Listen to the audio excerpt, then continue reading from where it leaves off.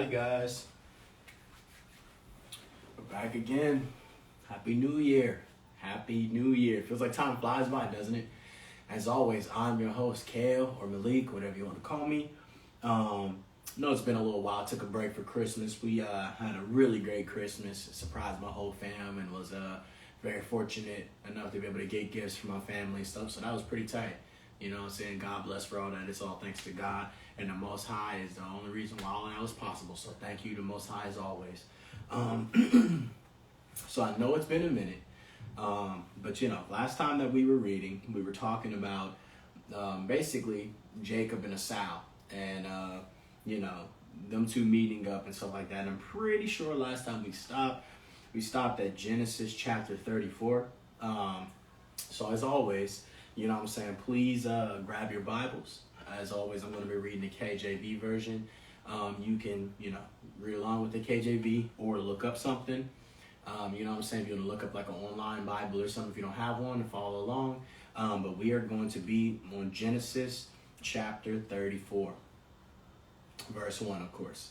So this is Dinah is ravished by Shechem. So without further ado, let's just hop right in, okay? And Dinah, the daughter of Leah, which she bare unto Jacob, went out to see the daughters of the land. And when Shechem, the son of Hamor, the Hivite, prince of the country, saw her, he took her and lay with her and defiled her. And his soul clave unto Dinah, the daughter of Jacob, and he loved the damsel and spoke kindly unto the damsel. So right away here, I think that this is a great example of soul ties, right? And, as I'm going through the Bible, as I kind of feel called to point out to different things and things, I will. You know how I do it on this show. You know what I'm saying? Well, not really show, but you know what I mean. But this is a good example of soul ties here. I think it was Paul who says that your soul becomes one even if you join souls with a harlot. Your soul become one. I mean, even if you have sex with a prostitute, you and that prostitute's soul is going to become one. So, again, that's another reason why God tells us that he wants us to wait till marriage to be able to have sex with somebody. Is way deeper than just trying to spoil your fun. And I know in such a wicked world nowadays that everybody looks down on you or says something about you because of the fact that you would want to stand for that. Or even now, it's even looking more and more like even if you want to have a monogamous relationship, just a standard monogamous relationship, people kind of look down on you. And, or think you're weird or you're the odd one out. And I'm here to say that that's not weird. It's actually the way that God intended it to be. Don't let other people and them moving more into perversion make you feel like you moving the right way is wrong, because it isn't. You know what I'm saying? That's just a sign of the times how we're going. We're moving more. We're in the final days. We're moving into the end of times. And yeah, we're going to just see more perversion and sin be made legal and be made regular. It's going to be normalized. So, yeah, you know what I'm saying? If that's something you feel called to, like I did myself, being monogamous and not really feeling like I've had the opportunity to be in polyamorous relationships and all that stuff. And no judgment or disrespect to anybody who does want to live those kind of lifestyles. But for me, I don't want to live that kind of lifestyle. I'm good. Just one wife's cool enough for me. That's it. But yeah, I think that this is a good example of a soul tie. And again, why he tells you to wait till marriage to have sex with people, because as it says here, this guy Shechem, the son of Hamor the Hivite, prince of the country, he took her and lay with her and he defiled her, right? And then the very next passage, his soul clave unto Dinah, the daughter of Jacob, and he loved the damsel. So part of what happened is that once you have sex with somebody, that creates a soul bond with them. It doesn't even always have to be sex, but sex is almost always a catalyst for a soul tie to be formed. Right? There's other ways soul ties can be formed as well, just from communicating deeply, investing a lot of your energy and time into somebody. That can also help build a soul tie as well. But for sure, when you have sex with somebody, you are establishing a soul tie with them. That's just how it works. It's not possible to have sex with somebody and not have a soul tie with them, unless you just are kind of like a type of person where there's no emotions, and even then I still feel like there's potentially still soul ties to be built there. But I definitely think that, it's really hard to have sex with anybody and not for there not to be a soul tie built there. So that's the reason why he tells you not to have sex until marriage, because you're supposed to really have one holy soul tie with one person and build that energy together with that one person. And y'all kind of enmesh and become one soul. You know what I'm saying? Like, that's kind of the whole point of it. So that you don't kind of end up losing your mind from having your soul tethered to 1,000 different people or how many people you're sleeping with. Yeah, let me see what the next part is. This is verse 4. And Shechem spake unto his father Hamor, saying, Get me this damsel to wife. And Jacob heard that he had defiled Dinah his daughter, and now his sons were with his cattle in the field, and Jacob held his peace until they were come. And Hamor, the father of Shechem, went out unto Jacob to commune with him. And the sons of Jacob came out of the field when they heard it, and the men were grieved, and they were very wroth, because he had wrought folly in Israel in lying with Jacob's daughter, which thing ought not to be done. And Hamor communed with them, saying, The soul of my son Shechem longeth for your daughter. I pray you give her him to wife, and make you marriages with us, and give your daughters unto us, and take our daughters unto you.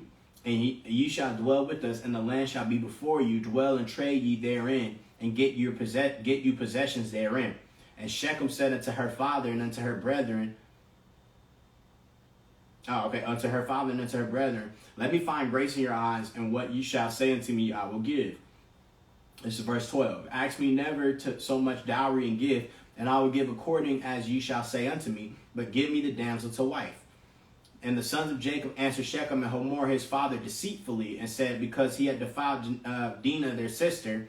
And they said unto them, We cannot do this thing, to give our sister to one that is uncircumcised, for that were a reproach unto us. But in this will we consent unto you.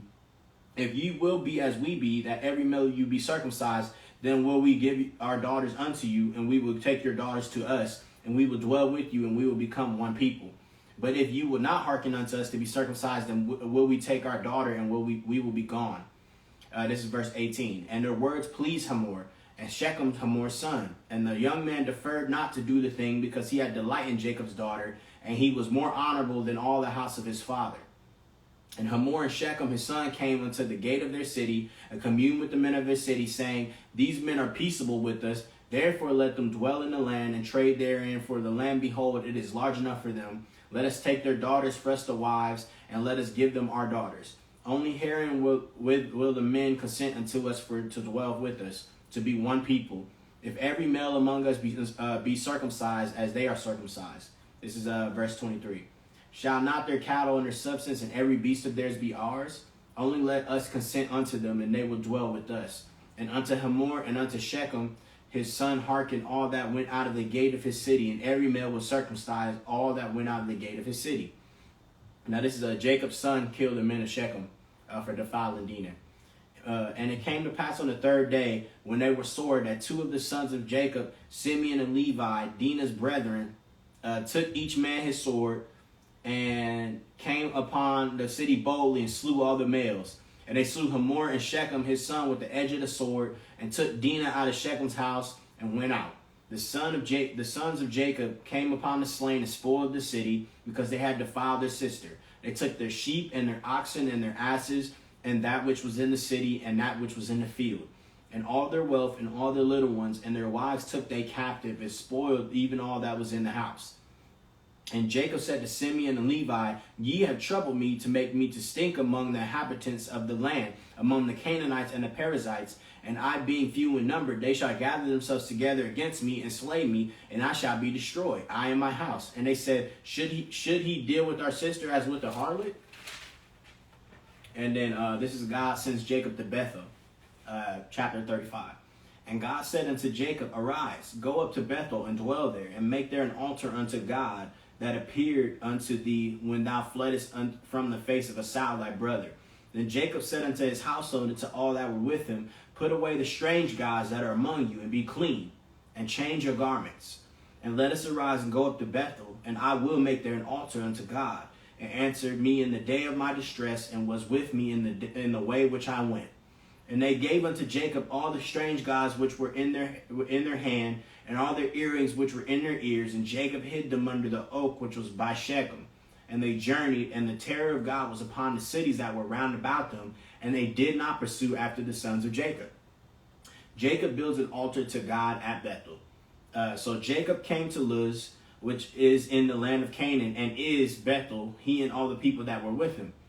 And he built there an altar, and called the place El Bethel, because there God appeared unto him when he fled from the face of his brother. But Deborah, Rebekah's nurse, died, and she was buried beneath Bethel under an oak, and the name of it was called Alon Bachuth. And God appeared, or Alon Bachuth, and God appeared unto Jacob again when he came out of Padam Aram and blessed him. And God said unto him, Thy name is Jacob. The name shall not be called any more Jacob, but Israel shall be the name. And he called his name Israel. And God said unto him, I am a God Almighty. Be fruitful and multiply. A nation and a company of nations shall be of thee, and kings shall come out of thy loins. And the land which I gave Abraham and Isaac, to thee I will give it, and to thy seed after thee will I give the land. And God went up from him in the place where he talked with him. And Jacob set up a pillar in the place where he talked with him, even a pillar of stone. And he poured a drink offering thereon, and he poured oil thereon. And Jacob called the name of the place where God spake with him Bethel. Rachel bears Benjamin and dies. This is kind of a sad part, because I low-key mess with Rachel. She's dope. And they journeyed from Bethel, and there was but a little way to come to Ephrath. And Rachel travailed, and she had hard labor. And it came to pass, when she was in hard labor, that the midwife said unto her, Fear not, thou shalt have this son also. And it came to pass, as her soul was in departing, for she died, that she called his name Ben-Oni, but his father called him Benjamin. And Rachel died, and was buried in the way to Ephrath, which is Bethlehem. And Jacob set a pillar upon her grave, that is the pillar of Rachel's grave unto this day. And Israel journeyed and spread his tent beyond the tower of Adar. And it came to pass, when Israel dwelt in that land, that Reuben went and lay with Bilhah, his father's concubine, and Israel heard it. Now the sons of Jacob were 12. See right there, this was pre-commandments, but even here, this is kind of the power and the beauty of God. I feel like the reason why these stories are written the way they are is because God has a very beautiful way of showing through the past, the future, and the present, all the ways of what he was going to do and things that people did that he was going to eventually command against, right? Even here, this was probably definitely pre-commandment, but this is a perfect example here of you're not as his son, you know what I'm saying? You're not supposed to sleep with your father's wife. You're not supposed to sleep with your father's wife, you know what I'm saying? So it's just these little examples, or even going back to Abraham, where Abraham had to almost sacrifice Isaac. You know what I'm saying?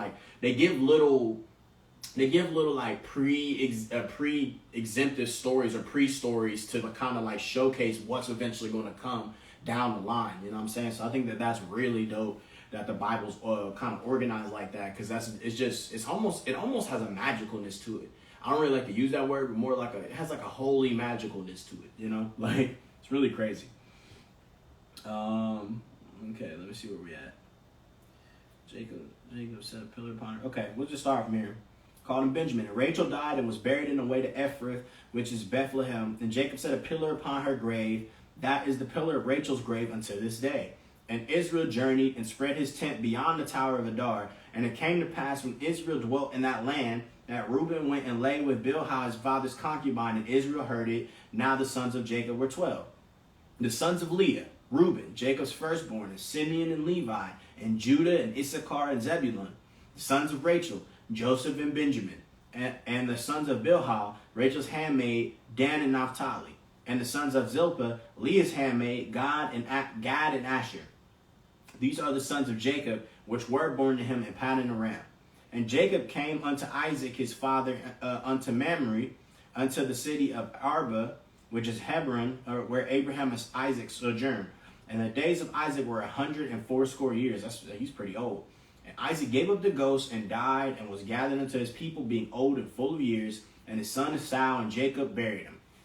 This is about Esau's 3 wives. Now these are the generations of Esau, which is Edom. Esau took his wives of the daughters of Canaan, Adah, the daughter of Elon the Hittite, and Ahalabama, I'm probably saying that wrong, the daughter of Anah, and daughter of Zibeon the Hivite, and Bashemeth, Ishmael's daughter, sister of Nebajoth, and Ada bare to Esau Eliphaz, and Bashemeth bare Reuel, and Ahalabama, I'm going to keep messing that one up, bare Jeush, and Jalam, and Korah.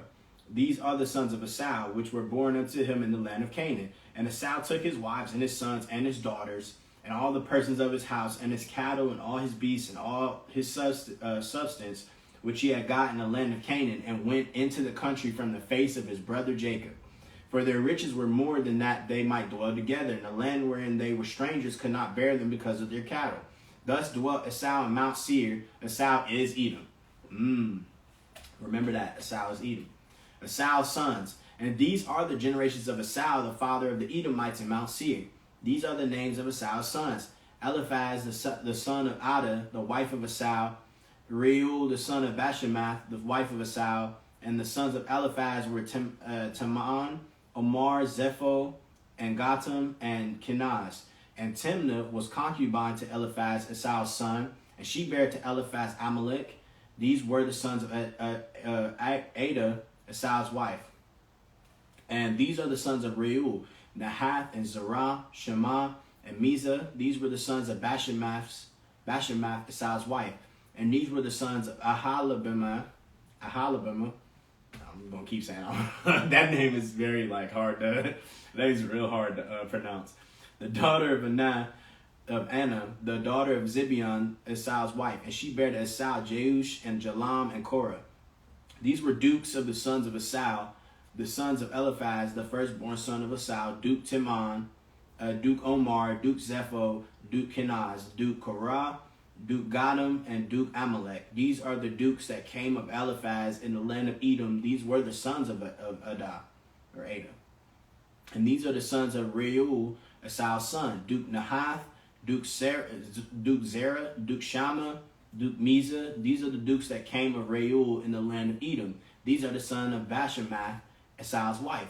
And these are the sons of Ahalabama, Esau's wife, Duke Jeush, Duke Jalam, Duke Korah. These were the dukes that came of Ahalabama, the daughter of Anah, Esau's wife. These are the sons of Esau, who is Edom, and these are their dukes. Okay. The children of Seir. These are the sons of Seir the Horite, who inhabited the land, Lotan and Shobal and Zibeon and Anah, and Dishon and Ezer and Dishon and Ezer and Dishan. These are the dukes of the Horites, the children of Seir in the land of Edom. And the children of Lotan were Hori and Himam, and Lotan's sister was Timnah. And the children of Shobal were these, Alvin and Manahath, and Ebal, Shepho, and Onam. These names are very unique. I kind of mess with these though, because these names are like I don't even know how to explain it. It's just some different stuff going on, you know.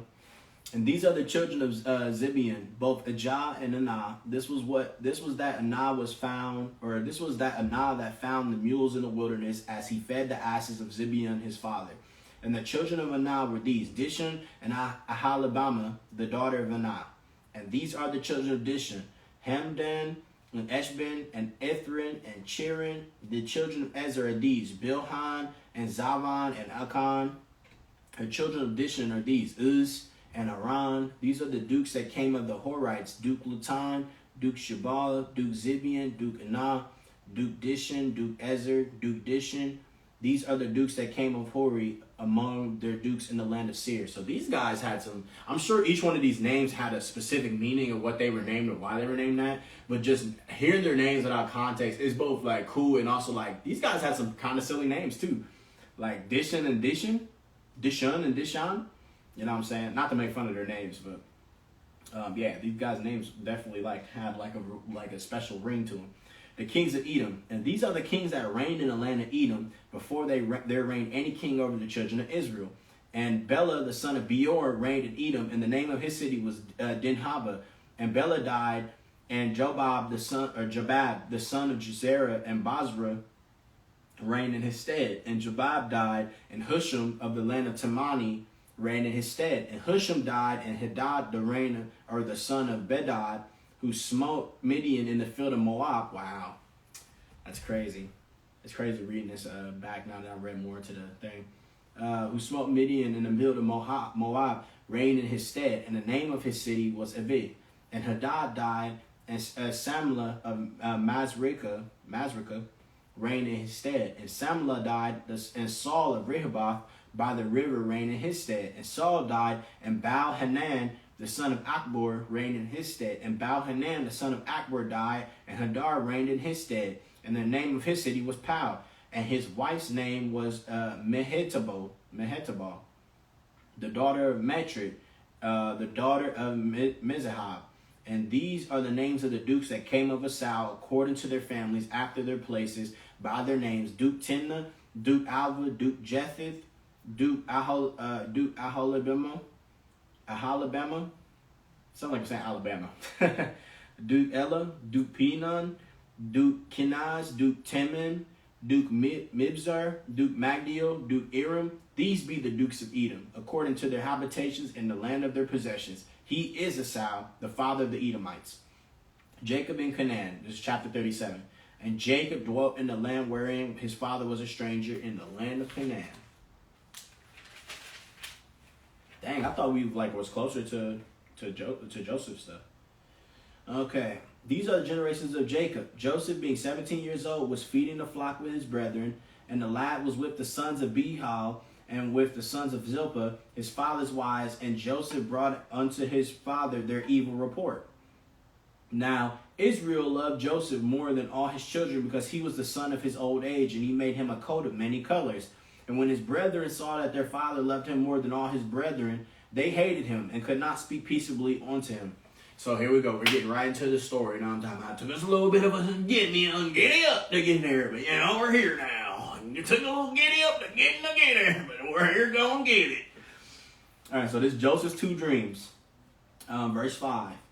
And Joseph dreamed a dream, and he told it his brethren, and they hated him yet the more. And he said unto them, Hear, I pray you, this dream which I had dreamed. For behold, we were binding sheaves in the field, and lo, my sheaf arose, and also stood upright. And behold, your sheaf stood round about, and made obeisance to my sheaf. And his brethren said to him, Shalt thou indeed reign over us? Or shalt thou indeed have dominion over us? And they hated him yet the more for his dreams and for his words. And he dreamed yet another dream. And told it to his brethren, and said, Behold, I have dreamed a dream more, and behold, the sun and the moon and the 11 stars made obeisance to me. And he told it to his father and to his brethren, and his father rebuked him, and said unto him, What is this dream that thou hast dreamed? Shall I and thy mother and thy brethren indeed come to bow down ourselves to thee to the earth? And his brethren envied him, but his father observed the same. And his brethren went to feed their father's flock in Shechem. And Israel said unto Joseph, Do not thy brethren feed the flock in Shechem? Come, and I will send thee on to them. And he said to him, Here am I. And he said to him, Go, I pray thee, see whether I be well with thy brethren, and well with thy flocks, or well with the flocks, and bring me word again. So he sent him out of the vale of Hebron, and he came to Shechem. And a certain man found him, and behold, he was wandering in the field. And the man asked him, saying, What seekest thou? And he said, I seek my brethren, tell me, I pray thee, where they feed their flocks. And the man said, They go departed hence, for I heard them say, Let us go to Dothan. And Joseph went after his brethren and found them in Dothan. And when they saw him far off, even before he came near unto them, they conspired against him to slay him. And they said one to another, Behold, this dreamer cometh. Come now, therefore, and let us slay him, and cast him into some pit, and we will say, Some evil beast hath devoured him, and we shall see what will become of his dreams. And Reuben heard it, the oldest, the firstborn, and he delivered him out of their hands, and said, Let us not kill him. And Reuben said unto them, Shed no blood, but cast him into this pit that is in the wilderness, and lay no hand upon him, that he might rid him out of their hands, to deliver him to his father again. And it came to pass, when Joseph was come unto his brethren, that they stripped Joseph out of his coat of many colors that was on him, and they took him and cast him into a pit, and the pit was empty. There was no water in it. And they sat down to eat bread, and they lifted up their eyes and looked, and behold, a company of Ishmaelites came from Gilead with their camels bearing spicery and balm and myrrh, going to carry it down to Egypt. And Judah said unto his brethren, What profit is it if we slay our brother and conceal his blood? Come, and let us sell him to the Ishmaelites, and let not our hand be upon him, for he is our brother in our flesh. And his brethren were content. Then they passed by Midianites, merchantmen, and they drew and lifted up Joseph out of the pit, and sold Joseph to the Ishmaelites for 20 pieces of silver. and they brought Joseph into Egypt.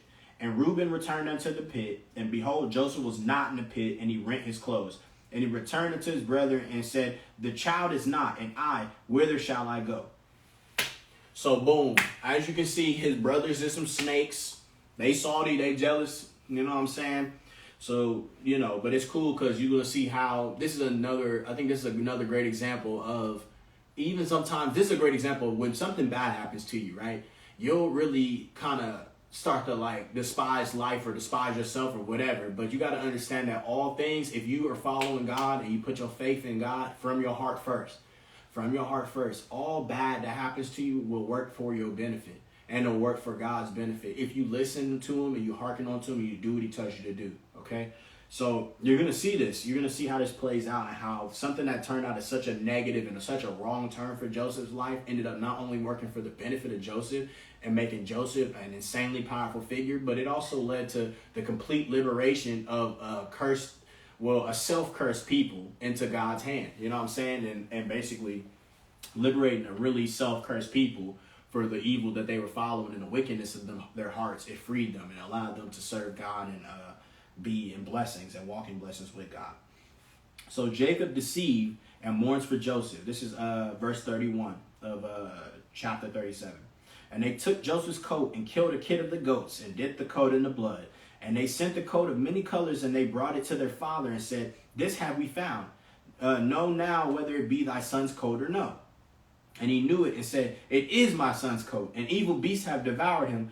Joseph is without doubt rent in pieces. And Jacob rent his coat and put sackcloth upon his loins and mourned for his son many days. And all his sons and all his daughters rose up to comfort him, but he refused to be comforted. And he said, for I will go down with the grave until my son mourning. Thus his father wept for him. Remember, Joseph was Jacob's favorite son.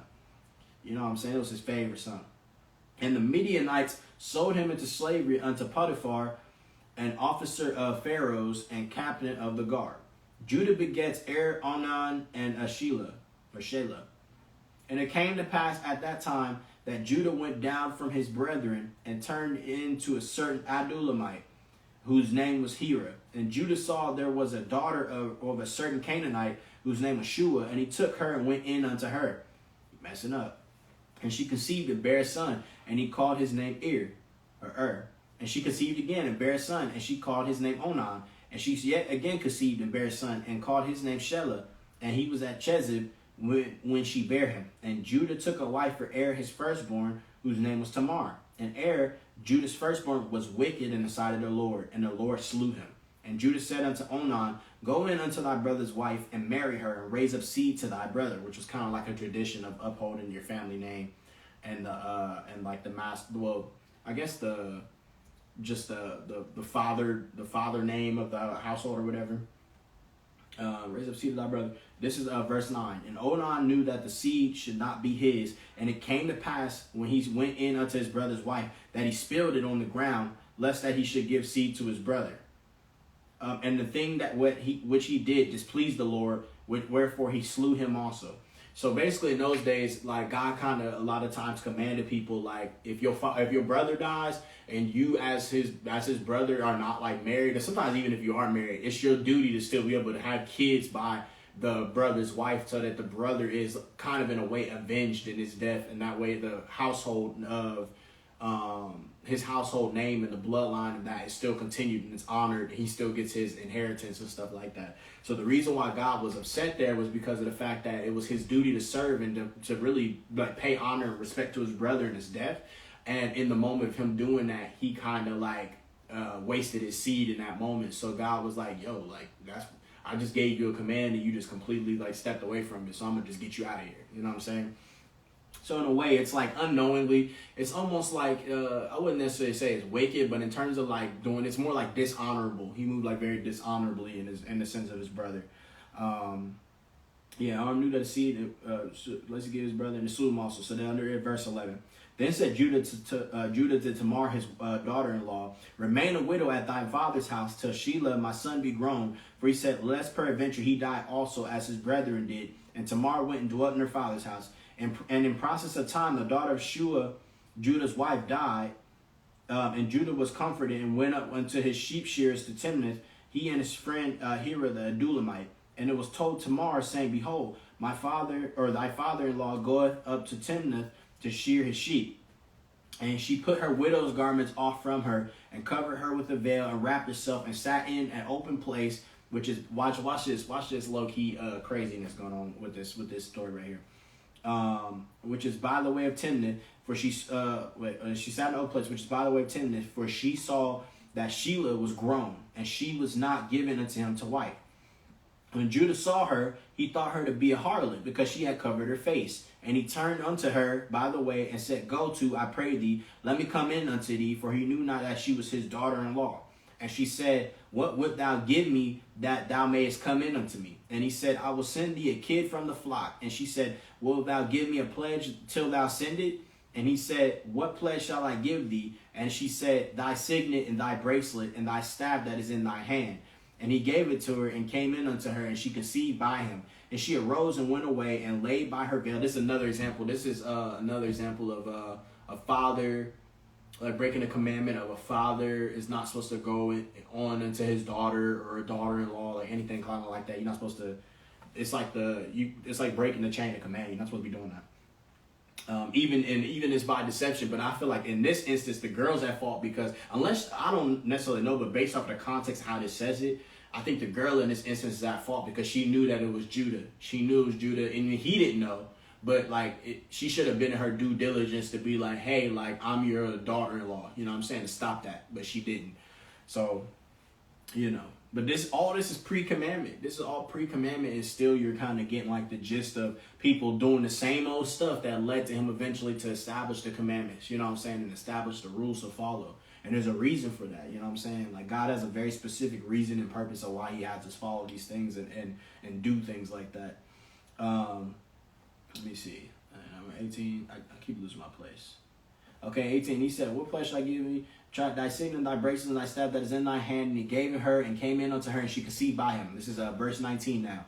And she arose and went away, and laid by her veil from her, and put on the garments of her widowhood. And Judah sent the kid by the hand of his friend the Adulamite to receive his pledge from the woman's hand, but he found her not. Then he asked the men of that place, saying, Where is the harlot that was openly by the wayside? And they said, There was no harlot in this place. And he returned to Judah, as he said, I cannot find her. And also the men of this place said that there was no harlot in this place. And Judah said, Let her take it to her, lest we be shamed. Behold, I sent this kid, and thou hast not found her. And it came to pass about 3 months after that it was told Judah, saying, Tamar thy daughter-in-law hath played the harlot. And also, behold, she is with child by whoredom. And Judah said, Bring her forth, and let her be burnt. When she was brought forth, she sent to her father-in-law, saying, By the man whose these are, am I with child? And she said, Discern, I pray thee, whose are these? The signet, the bracelets, and staff. And Judah acknowledged them, and said, She hath been more righteous than I, because that I gave her not to Shelah my son, and he knew her again no more. Oh, okay. So it's almost like a weird payback kind of thing going on too, I think. Because she was like, bro, you supposed to give me to your youngest son when he got older, and you didn't do that. So, you know, I guess it's like balance to it. And it came to pass in the time of her travail that, behold, twins were in her womb. And it came to pass when she travailed that the one put out his hand, and the midwife took and bound upon his hand a scarlet thread, saying, This came out first. And it came to pass, as he drew back his hand, that behold, his brother came out. And she said, How hast thou broken forth? This breach be upon thee. Therefore his name was called Pharez. And afterward came out his brother that had the scarlet thread upon his hand, and his name was called Zerah. Joseph is promoted in Potiphar's house. So this is the beginnings of what, like, Joseph's story and what happens with Joseph. Chapter 39. And Joseph was brought down to Egypt, and Potiphar, an officer of Pharaoh's, captain of the guard, an Egyptian, brought him of the hands of the Ishmaelites, which had brought him down thither. And the Lord was with Joseph, and he was a prosperous man, and he was in the house of his master the Egyptian. And his master saw that the Lord was with him, and that the Lord made all that he did to prosper in his hand. And Joseph found grace in his sight, and he served him. And he made him overseer over his house, and all that he had he put into his hand. And it came to pass from the time that he had made him overseer in his house, and over all that he had, that the Lord blessed the Egyptian's house for Joseph's sake. And the blessing of the Lord was upon all that he had in the house and in the field. And he left all that he had in Joseph's hand, and he knew not aught he had, save the bread which he did eat. And Joseph was a goodly person and well favored.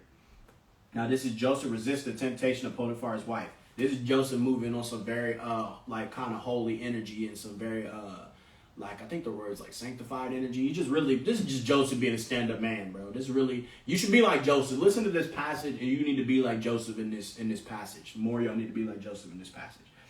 And it came to pass after these things that his master's wife cast her eyes upon Joseph, and she said, lie with me. But he refused, and said unto his master's wife, behold, my master, what if not what is with me in the house, and he have committed all that he hath to my hand? There is none greater in this house than I, neither hath he kept back anything from me but thee, because thou art his wife. How then can I do this great wickedness and sin against God? And it came to pass, as she spake to Joseph day by day, that she hearkened not unto her, or that he hearkened not unto her, to lie by her or be with her. And it came to pass about this time that Joseph went into the house to do his business, and there was none of the men of the house there within. And she caught him by his garment, saying, lie with me. And he left his garment in her hand and fled and got him out. See, now this is where she moving on some wicked stuff, because he wouldn't move wickedly, so then she moved wickedly against him. You know how people be. People just be wicked, just doing evil upon people because they couldn't get their way. This is also an example of witchcraft in a slight way. Not quite, but in a way it's almost like low-key witchcraft, because she really was salty that she didn't get what she wanted from him, so then she like bear false witness against him as like a manipulation tactic a little bit. This is Joseph is falsely accused, verse 13. And it came to pass when she saw that he had left his garment in her hand and was fled forth, that she called unto the men of her house and spake unto them, saying, see, he hath brought in a Hebrew unto us to mock us. He came in unto me to lie with me, and I cried with a loud voice. And it came to pass when he heard that I lifted up my voice and cried, that he left his garment with me and fled and got him out. And she laid up his garment by her until his Lord came home. And she spake unto him according to these words, saying, the Hebrew servant which thou hast brought unto me came in unto me to mock me. And it came to pass, as I lifted up my voice and cried, that he left his garment with me and fled out. And now this is Joseph in prison. And it came to pass, when his master heard the words of his wife, which she spake unto him, saying, after this manner did thy servant to me, that his wrath was kindled. And Joseph's master took him and put him into the prison, a place where the king's prisoners were bound, and he was there in the prison. But the Lord was with Joseph, and showed him mercy, and gave him favor in the sight of the keeper of the prison. And the keeper of the prison committed to Joseph's hand all the prisoners that were in the prison, and whatsoever they did there, he was the doer of it. The keeper of the prison looked not to anything that was under his hand, because the Lord was with him, and that which he did, the Lord made it to prosper. I wish I had a clock so I could see kind of what time it is. Let me, hold on real quick. I'm going to run up and check and make sure that we still got time on it. If we do, we'll keep going. Real quick. Yeah, okay, we got some time. We got lots of time. Okay, this is chapter 40. The butler and the baker of Pharaoh are with Joseph in prison. And it came to pass after these things that the butler of the king of Egypt and his baker had offended their lord, the king of Egypt. And Pharaoh was wroth against two of his officers, against the chief of the butlers and against the chief of the bakers. And he put them in ward in the house of the captain of the guard, into the prison, the place where Joseph was bound. And the captain of the guard charged Joseph with them, and he served them, and they continued a season in war. Now this is Joseph interprets the prisoner's dreams. This is verse 5 of chapter 40 of Genesis. And they dreamed a dream, both of them, each man his dream in one night, each man according to the interpretation of his dream, the butler and the baker of the king of Egypt, which were both bound in the prison. And Joseph came in unto them in the morning and looked upon them, and behold, they were sad. And he asked Pharaoh's officers that were with him in the ward of his lord's house, saying, wherefore look ye so sadly today? And they said unto him, we have dreamed a dream, and there is no interpreter of it. And Joseph said unto them, do not interpretations belong to God? Tell me them, I pray you. And the chief butler told his dream to Joseph, and said to him, in my dream, behold, a vine was before me. And in the vine were 3 branches, and it was as though it budded, and her blossoms shot forth, and the clusters thereof brought forth ripe grapes. And Pharaoh's cup was in my hand, and I took the grapes and pressed them into Pharaoh's cup, and I gave the cup into Pharaoh's hand. And Joseph said unto him, this is the interpretation of it. The 3 branches are 3 days. Yet within 3 days shall Pharaoh lift up thine head and restore thee unto thy place, and thou shalt deliver Pharaoh's cup into his hand after the former manner when thou wast his butler. But think on me when it shall be well with thee, and shew kindness, I pray thee, unto me, and make mention of me unto Pharaoh, and bring me out of this house. Basically telling him, saying, hey man, now that I helped you out, when you get back up with the Pharaoh, I'm gonna need you to get me up out of here, my guy. I need you to get me up out of this jail, because you got me in this jail. I'm still in this jail. I ain't even supposed to be in this jail. You know what I'm talking about? And this is verse 15. For indeed I was stolen away out of the land of the Hebrews, and here also have I done nothing that they should put me into the dungeon. When the chief baker saw that the interpreter was good, he said unto the interpretation was good. He said unto Joseph, I also was in my dream, and behold, I had 3 white baskets on my head. And in the uttermost basket there was all manner of baked meats for Pharaoh, and the birds did eat them out of the basket upon my head. And Joseph answered and said, this is the interpretation thereof. The 3 baskets are 3 days. Yet within 3 days shall Pharaoh lift up thy head from off thee, and shall hang thee on a tree, and the birds shall eat thy flesh from off thee. Dang. So one guy got an interpretation of him getting, reestablished to his place where he was at. The other guy got an interpretation that he's done. He's out of here. You know what I'm saying? Like, he's basically dead. Now, again, also, I just want to retouch on the kind of topic here of, as you can see at this point in Joseph's life, his life is not going good at all. You know what I'm saying? Like, he got thrown. He was his dad's favorite son. He got thrown into a well, then pulled out of a well, stripped of all his stuff he made, sold into slavery by his I think it was his dad's uncle's people. His dad's uncle's people who then sold him to slavery to Egypt for money. And then now he started blossoming in Egypt again under the hand of God, and then got falsely accused, and now he's in prison. So and this is a great example of not letting bad times waver your faith. Not letting bad times waver your faith. He has all this bad stuff going on, all this perceivably bad things going on, and all this bad actually ended up being one, good for him and good for God as well. It all worked out for the better. You know what I'm saying? So, and you'll notice that even throughout all these things, you didn't want to see Joseph say, I forsake God, or, I'm mad at God. You didn't never see Joseph say that. Never. Like, Joseph still he was still 10 toes for God this whole time. Even when he got thrown in the well, when he got sold into slavery, when he got put in prison, he still was 10 toes for God. And that's a example of how we should all try to walk in a day-to-day basis with our Lord and Savior. You know what I'm saying? You're going to have bad times. You're going to get tested. Stuff ain't always going to go well. But one, it's almost always going to be for your benefit, as long as you're not being wicked. As long as you're not an evil person doing wicked stuff and serving the devil, then 9 times out of 10, when you do good, God's going to still reward you, even if you in the fire for a little bit. When you in your worst points, if you got God at your spirit and God at your soul, and you with God, then He going to always make sure you're good. So don't turn your back on God just because stuff ain't going good for you. You know what I'm saying? That's very, I don't know. It's just, to me, it's like a slap in the, it's like kind of, I take it as like disrespectful and a slap in the face. You know what I'm saying? Like, and I get it. We all gonna probably have moments like that. We're humans, and there's probably gonna be a moment that's real hard. But I'd say in those moments when it's that hard, just rely on God more. Pray to God more. You know what I'm saying? You need to, because that's the only way. That's really the only way. I mean, what choice do we got? You know what I'm saying? You either fall into this weird world of perversion, or you follow God. You know what I'm saying? Like, I'm gonna choose God. I'm not choosing this weird world. This world is getting weirder and weirder by the day. And I know that if you have anybody who has any bit of 2 cents, they can see it clearly. You know what I'm saying? There's a lot of people, though, you'd be surprised how many people don't have 2 cents nowadays. People losing their cents more and more, walking around, where'd my other cents go? Where'd my other cent? I lost it in the couch. You know what I'm saying? So, people's souls is folding. Don't let yourself be one of them. Don't let yourself be one of them. Turn to God. And if you out here doing wickedness, it ain't too late for you. I ain't going to judge you or nothing. But you got to turn to God and repent and then leave all that wickedness behind you. Leave all that weird stuff behind you and fall to the Most High and humble yourself before Him. And He'll make your life right. Or, you can keep choosing evil and He'll keep just making your life worse and keep being a snare onto you and all the worst, terrible things that's happening in your life, because guaranteed there's probably bad stuff happening in your life if you're moving wickedly. That's just how it works. If you do wicked stuff, He's going to make your life worse. That's just how God does it. So, if you ever get tired of your life being jacked up all the time because of your own wicked behavior, then you can repent, come to God, and He'll welcome you. You know, no judgment or nothing. Just like, you just gotta let it go. Leave all that behind you and move forward. Yeah, the dreams can't come to pass. And honestly, also side note before I start this again, it's like, you know, I understand too. It ain't even me like saying it from a place like, oh yeah. It's just also like, you know, life's complicated. People be thinking they're doing the right thing, they find that they're not. You know what I'm saying? People think that they're moving correctly and they find out they're not. So, you know, just no judgment at all. Just but you just gotta turn your life to God.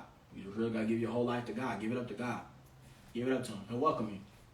You literally can sin. You can probably kill somebody and He'll still just be like, all right, come on back. I love you still. You know?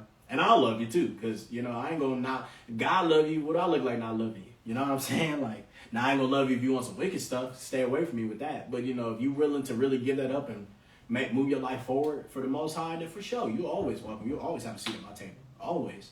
You know what I'm saying?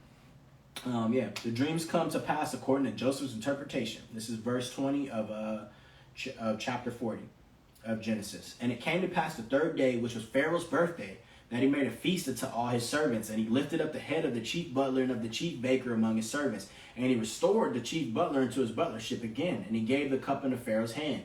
And he hanged the chief baker as Joseph had interpreted to them.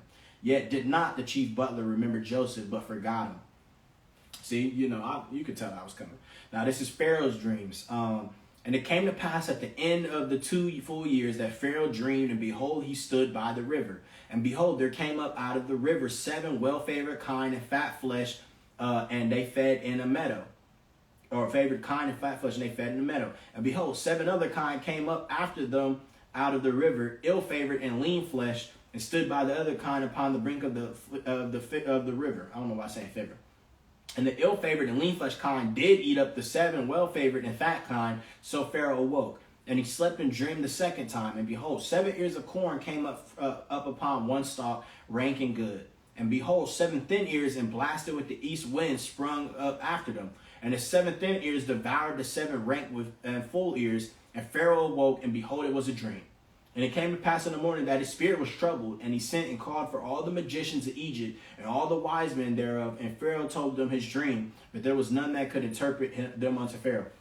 Now, see, here you go. He calling all these soothsayers and witches and all these other people, like, you know, magicians and stuff and wizards, to try to interpret something that, like, is way above what they even able to do. You know what I'm saying? Like, it's just God. It's God. You know, like it's like, I don't know.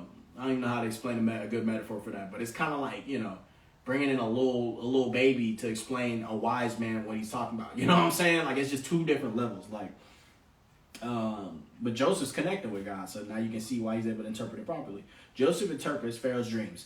This is verse 9. Then spake the chief butler unto Pharaoh, saying, I do remember my faults this day. Pharaoh was wroth with his servants, and put me in ward in the captain of the guard's house, both me and the chief baker. And we dreamed a dream in one night, and I and he, we dreamed each man according to the interpretation of his dream. And there was there with us a young man, a Hebrew, servant to the captain of the guard. And we told him, and he interpreted to us our dreams. To each man according to his dreams he did interpret. Okay. And it came to pass as he interpreted to us, so it was me he restored unto mine office, and him he hanged. Then Pharaoh sent and called Joseph, and they brought him hastily out of the dungeon, and he shaved himself and changed his raiment and came in unto Pharaoh. And Pharaoh said unto Joseph, I have dreamed a dream, and there is none that can interpret it. And I have heard say of thee that thou canst understand a dream to interpret it. And Joseph answered Pharaoh, saying, It is not in me. God shall give Pharaoh an answer of peace. There you go. That's a great example. Like, you see how Joseph, when the Pharaoh put the legend of everything on him, like, oh, you're the one who did it. He's like, nah, bro, don't. It ain't me. It's my God. That's the same. That's how I'll be feeling about it. It's like, it's not me. It's my God. You know what I'm saying? It's God that does this. Like, if anything you get out of the Call on Kale channel or anything I'm talking about to you, don't ever point it at me. It's God. Like, I'm just saying what God wants me to say. You know what I'm saying? What God put it on my heart to talk about, that's what I'm going to say. You know what I'm saying? Like, it's God. It's always God. I'm always going to try to point you to the Most High, period. I'm always going to try to point you to the Most High. Sorry, that got me charged up in my spirit. I really identify with that little passage right there. All right, this is verse 17. And Pharaoh said unto Joseph, in my dream, behold, I stood upon the bank of the river, and behold, there came out of the river 7 kine, fat-fleshed and well-favored, and they fed in a meadow. And behold, 7 other kine came up after them, poor and very ill-favored and lean-fleshed, such as I never saw in all the land of Egypt for badness. And the lean and the ill-favored kine did eat up the first 7 fat kine. And when they had eaten them up, and could not be known that they had eaten them, but they were still ill-favored as at the beginning, so I awoke. And I saw in my dream, and behold, seven ears came up in one stalk, full and good. And behold, 7 ears withered, thin, and blasted with the east wind sprung up after them. And the thin ears devoured the 7 good ears, and I told this unto the magicians, but there was none that could declare it to me. And Joseph said unto Pharaoh, the dream of Pharaoh is one. God hath showed Pharaoh what he is about to do. The 7 good kine are 7 years, and the 7 good ears are 7 years. The dream is one. And the 7 thin, ill-favored kine that came up after them are 7 years, and the 7 empty ears blasted with the east wind shall be 7 years of famine. This is the thing which I have spoken unto Pharaoh, what God is about to do, he showeth unto Pharaoh. Behold, there come 7 years of great plenty throughout all the land of Egypt, and there shall arise after them 7 years of famine, and all the plenty shall be forgotten in the land of Egypt, and the famine shall consume the land. And the plenty shall not be known in the land by reason of that famine following, for it shall be very grievous. And for that the dream was doubled unto Pharaoh twice. It is because the thing is established by God, and God will shortly bring it to pass. That as well is also another important thing real quick. God always tries to show you things 2-3 times. Like he'll try to show you something once and then show it to you again and show it to you a bunch of different times. And that's been a thing for me to be able to really discern when something's from God versus like other sources trying to like mislead me, is God will like overwhelm you with multiple different ways of something being said to you again and again and again. Like, you know what I'm saying? You'll turn on the TV and then something on the TV will say what you need to hear. Then a person will say almost the same thing in a different way. And then like another show somewhere else, or you're on your phone and an ad you scroll is all saying the same thing. Like you just get the same voice through multiple different things all really quickly. And, or just even not always quickly, but sometimes, but it's always multiples. It's always like a backing up. Like you'll see that throughout this book as well. He just consistently is like, boom, I showed you one time. Boom, now I showed you another time. Boom, now I showed you another time. Boom, now I showed you another time. You know what I'm saying? He'll just keep hitting you with the same thing so you're able to know what's the right way to move. You know what I'm saying? When it's him talking to you. And the plenty shall not be known in the land by reason of the famine following, for it shall be very grievous. And for that the dream was doubled unto Pharaoh twice. It is because the thing is established by God, and God will shortly bring it to pass.